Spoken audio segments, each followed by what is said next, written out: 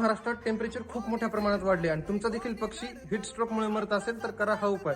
नमस्कार, मी Abhijit Shinde, director of Jagdam agro farm. हा उपाय काय करायचे, पक्ष्यांना 12 ते 3 पर्यंत पूर्ण फीड बंद करून टाकायचं आणि फीड बंद केल्यानंतर काय करायचं, त्याला हिरवा चारा द्यायचा। हिरव्या चाऱ्यामध्ये तुम्ही ॲझोला देऊ शकता, हायड्रोपोनिक देऊ शकता किंवा शेवगा देऊ शकता। तर पूर्ण आपलं फीड बंद करायचं। उपाय काय करायचा आपल्याला, जे आपण शेडवर टीन केलाय, टीन तुम्ही लोखंडी केला असेल किंवा सिमेंटी केला, आपण सिमेंटची टीन वापरलाय, तर यावर काय करायचं, तुम्हाला स्प्रिंकलर सोडायचे। स्प्रिंकलर सोडू शकता किंवा फॉगर सिस्टीम सोडू शकता।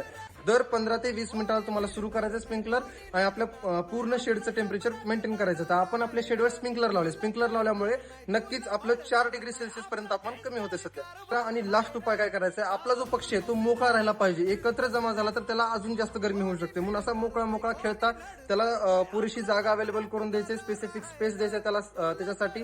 कारण बाहेर टेम्परेचर खूप आहे सध्या, उन्हाचा कडाका खूप आहे। 40 ते 41, 42, 43 डिग्री सेल्सिअस पर्यंत आपल्याकडे तापमान जाते। अशा पद्धतीची काळजी तुम्ही देखील तुमच्या शेडवर घेतली पाहिजे आणि अशा पद्धतीचे नवीन ट्रिक तुम्हाला जाणून घ्यायचे असेल तर या पेजला आताच फॉलो करायचे। धन्यवाद।